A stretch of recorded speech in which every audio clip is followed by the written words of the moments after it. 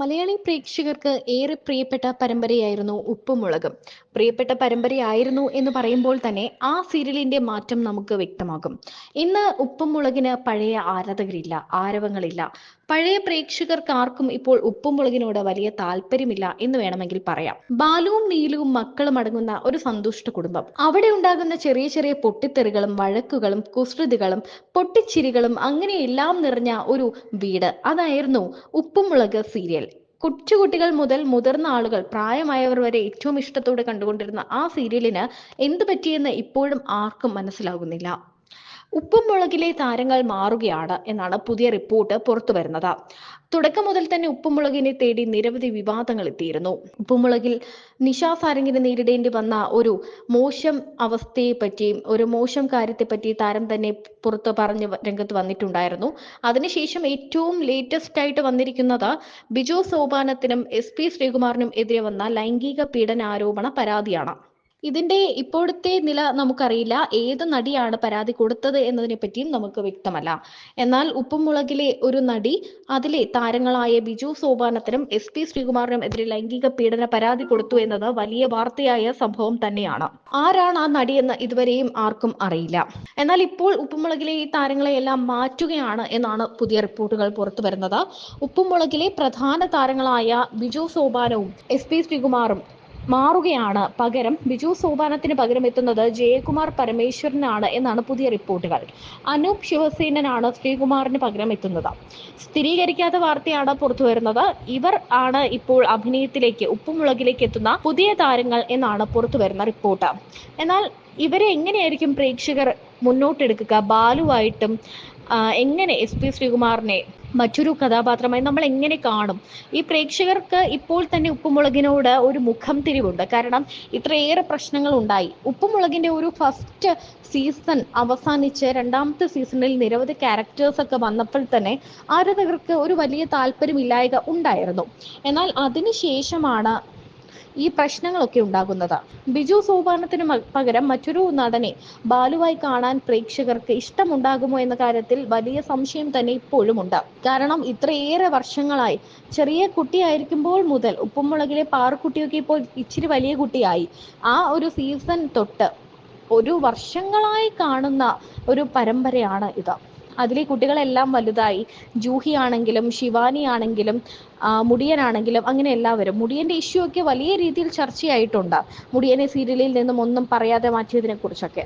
അങ്ങനെ ഉപ്പുമുളകിനോടുള്ള ഇഷ്ടം കുറഞ്ഞു കുറഞ്ഞു വരുന്ന ഒരു സമയത്താണ് ഇപ്പോൾ ആർട്ടിസ്റ്റിനെയൊക്കെ മാറ്റുന്നു എന്നറിയുന്നത്. ഏത് നിന്നാലും നമ്മൾ അതിനുവേണ്ടി ശ്രമിക്കും എന്നുള്ളതല്ലാതെ പ്രത്യേക ഒരു ക്യാരക്ടർ ആദ്യം തന്നെ കിട്ടണം ഒന്നും വേണ്ട. ഞാൻ വില്ലൻ വേഷം ചില ഇതിനൊക്കെ ഒരു ഷോർട്ട് ഫിലിം ഒക്കെ ചെയ്തിട്ടുണ്ട്. കൃത്യം എന്ന് പറഞ്ഞാൽ പേര്. വില്ലൻ അങ്ങനെ ചെയ്തിട്ടുണ്ട്. ഹാസ്യം ചെയ്യാൻ പാടാ. കാരണം പാടുന്ന മീൻസ് അതല്ല, കറക്റ്റ് ടൈമിങ് കറക്റ്റ് ആയിരിക്കണം. ഒരാളെ ചിരിപ്പിക്കണേ വലിയ പാടാ. നമ്മളെല്ലാം മസിൽ പിടിച്ചിരിക്കുന്ന ആൾക്കാരാണ്, പ്രത്യേകിച്ചും മലയാളികൾ. ഭയങ്കരമായിട്ട് ചിരിക്കരുത്, ചിരിച്ചാൽ പ്രശ്നമാണ്. ഞാൻ ഉപ്പുമുളകിൽ പറയുന്നുണ്ട്, വലിയ മാന്യന്മാരായിട്ടുള്ള ആൾക്കാർ സങ്കടം, തീരെ സങ്കടം വന്നെങ്കിൽ വാവിട്ട് കരയരുത്, ജസ്റ്റ് ഇത്രേ ആക്കാം. അഥവാ ചിരിക്കണമെങ്കിൽ ജസ്റ്റ് ഇതാ ഇത്രേ പാടുള്ളൂ. കാരണം അല്ലെങ്കിൽ നമ്മളെന്തോ അത് ചെയ്ത പോലെയാണ്. പക്ഷെ കുട്ടികൾ അങ്ങനെയല്ല. ഈ കുട്ടികൾ ചിരിച്ചത് കൊണ്ടാണ് ഈ നമ്മൾ ചെയ്യുന്ന പ്രോഗ്രാംസ് ഒക്കെ, ഏത് സിനിമ എടുത്തോളൂ, കുട്ടികൾ മനസ്സ് തുറന്ന് ചിരിക്കുകയും. ഇപ്പം ഏറ്റവും കൂടുതൽ പേടിയുള്ള സിനിമകൾ കാണുന്ന ആരാ? കുട്ടികളാണ് അല്ലേ? അനബെല്ല, മറ്റൊന്നും എന്തൊക്കെ പേര് എന്നെ അറിഞ്ഞു എനിക്ക്. അനബെല്ല അതൊക്കെ കാണുന്ന ആൾക്കാർ ആരാ? കുട്ടികളാണ് സ്വയം. അങ്ങനെ അവരിൽ ഒന്നുമില്ല. അവരെങ്ങനെ ഞാനിങ്ങനെ പഴയ ബോൺസ്റ്റോ ഡ്രാക്കുളയെ കണ്ടിട്ടുണ്ട്. അനവരങ്ങനെ എനിക്ക് പേടിയൊന്നുമില്ല. പണ്ട് രാജമാണിക്യം എന്ന് പറഞ്ഞ സിനിമയിൽ ചേട്ടൻ അഭിനയിച്ചു. അയ്യോ, പിന്നീട് ആൾക്കാർ ഇപ്പോഴാണ് കണ്ടതായിട്ട്. അതാണ് നമ്മൾ ചെയ്തിരുന്നത്. എപ്പോഴെങ്കിലും അറിയും. അത് നമ്മുടെ വീടിൻ്റെ എൻ്റെ ഒരു ഫ്രണ്ടാണ് ഡയറക്ടർ ഭുവൻ ചേട്ടൻ. അപ്പം ഭുവൻ ചേട്ടൻ ഞാൻ പറയും, ചേട്ടാ നാടകത്തിൻ്റെ ഇടയിൽ കൂടെ നമ്മൾ ഏത് സെറ്റിൽ പോയി നമ്മൾ ചാൻസ് ചോദിച്ചാലും കാവല സാറ് പുറത്താകും. കാരണം സാറ് പറയുന്നത്, നിങ്ങൾ ഇവിടെ നിന്ന് നാടകം പഠിക്കുക, നിങ്ങൾക്ക് എപ്പോഴെങ്കിലും ഡയറക്ടേഴ്സ് കണ്ട് നിങ്ങളെ വിളിക്കും, അപ്പോൾ നിങ്ങൾക്ക് ഒരു അവസരം കിട്ടും. അപ്പം നിങ്ങളെയോ തിയേറ്ററിനോ അറിയുന്ന ആൾക്കാരെ മാത്രമേ നിങ്ങൾ വിളിക്കത്തുള്ളൂ, അല്ലാതെ ആൾക്കാർ നിങ്ങൾ വിളിക്കത്തില്ല. നമുക്ക് വലിയ ഷോസ് ഒന്നും വലുതായിട്ടൊന്നും ഇല്ലല്ലോ. അല്ല ഫെസ്റ്റിവൽ വരുമ്പോൾ നാടകങ്ങൾ കുറച്ചേ ഉള്ളൂ. ഈ നാടകം കാണാൻ വരുന്ന ആൾക്കാർ തന്നെ വളരെ കുറച്ച് ആൾക്കാരേ ഉള്ളൂ. അപ്പം അതിൽ നിന്ന് കണ്ട് അങ്ങനെ ഇപ്പം ഞാൻ വിചാരിക്കും ഇതങ്ങനെ എന്നെ കണ്ട് അങ്ങനെ വിളിക്കും, നമുക്ക് ആരും അറിയത്തില്ല. അതുകൊണ്ട് കിട്ടിയ ചാൻസ് വെച്ച് സാറ് പോലും അറിയാതെ ഏതെങ്കിലും സെറ്റിൽ പോയി ചാൻസുകൾ ചോദിക്കുന്ന സ്വഭാവം പണ്ടുണ്ടായിരുന്നു. പിന്നെ അതല്ലാതെ നമുക്ക് പറ്റില്ല, നമ്മളെ ഒന്ന് വിളിച്ചോണ്ട് പോകാൻ നമ്മളെ ഇങ്ങനെയൊന്നുമില്ല. പണ്ട് കാലത്ത് ഗോപിച്ചേട്ടനെയും വേണിച്ചേട്ടനെയും വിളിച്ചെന്ന് പറഞ്ഞു കഴിഞ്ഞാൽ ആ നാടകങ്ങളിൽ തന്നെ അരവിന്ദ സാറൊക്കെ ഉണ്ടായിരുന്നു. അപ്പോൾ അവർക്കറിയാം ആ കൂടെ നിൽക്കുന്ന ആൾക്കാർക്ക് എന്തൊക്കെ ചെയ്യാൻ പറ്റും. പിന്നീട് അത് കാലം കഴിഞ്ഞപ്പോൾ പിന്നെ ഞങ്ങളൊക്കെ വന്നപ്പോൾ അങ്ങനെയുള്ള ആൾക്കാരൊന്നും അവിടെ ഇല്ല. അല്ലെങ്കിൽ നമ്മൾ നാടകം കാണുന്ന വലിയ ഡയറക്ടേഴ്സൊന്നും ഇല്ലായിരുന്നു. മലയാളത്തിൽ തന്നെ എനിക്ക് തോന്നുന്നില്ല ഉണ്ടെന്ന് അറിയില്ല.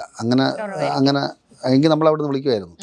തീരെ തെറ്റില്ലാത്ത ആൾക്കാരാണല്ലോ അവിടെ ഉള്ളത്, അല്ലെങ്കിൽ സാർ അവിടെ നിർത്തത്തില്ലല്ലോ. ഇത്രയും വർഷം അവിടെ നിൽക്കുന്ന ആൾക്കാരല്ല. അപ്പോൾ അങ്ങനെയുള്ള അവസരങ്ങൾ കിട്ടാതെ ഞങ്ങൾ ചാൻസ് ചോദിച്ചു അതൊക്കെ ഇറങ്ങി.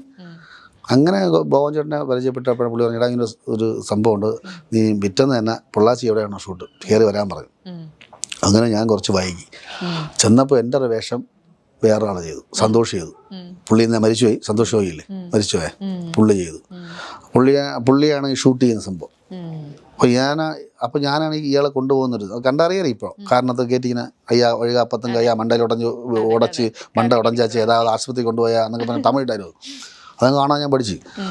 അപ്പോൾ അവന് ഡയലോഗ് ഇല്ല, അത് സന്തോഷിന്, എനിക്ക് ഡയലോഗ് ഉള്ളൂ. അപ്പോൾ ഞാൻ വിചാരിച്ചു രക്ഷപ്പെട്ട് താമസിച്ചൊന്ന് രക്ഷപ്പെട്ട് ഡയലോഗ് ഉണ്ടല്ലോ എന്ന് പറഞ്ഞു. അപ്പോൾ ഡയലോഗ് പറഞ്ഞപ്പോൾ ഡയറക്ടർ പറഞ്ഞു, സന്തോഷം നിൽക്കി ബിജുവിന് തീർന്നു, സന്തോഷം നിൽക്കി നാളെ സന്തോഷം മമ്മൂക്കയുടെ കോമ്പിനേഷനാണ് പറഞ്ഞു. അതോടെ അവർ രക്ഷപ്പെട്ടു. അങ്ങനെയാണ് കഥയുണ്ട്. രാജമാണിക്യം ഞാൻ കാണാൻ പോയപ്പം വീട്ടുകാരൊക്കെ വിളിച്ചോണ്ട് പോയി. അപ്പോൾ അവർ പെട്ടെന്ന് മിന്നി പോയി. അപ്പോൾ ഇതിനാണ് നീ ഇത്രയും എന്നെ വിളിച്ചോണ്ട് ഭയങ്കര വിഷമമൊക്കെ ആയിപ്പോയി. അപ്പോൾ നമ്മൾ പറയും നമ്മുടെ സമയം വരും എന്ന് പറഞ്ഞു. പിന്നെ മമ്മൂക്കയൊക്കെ പരിചയപ്പെട്ട ഈ കാര്യമൊക്കെ പറഞ്ഞു. പിന്നെ അങ്ങനെ 18-ാം പടിയിൽ മമ്മൂക്കയോട്ട് അഭിനയിച്ചുള്ള സംഭവമൊക്കെ ഉണ്ടായി.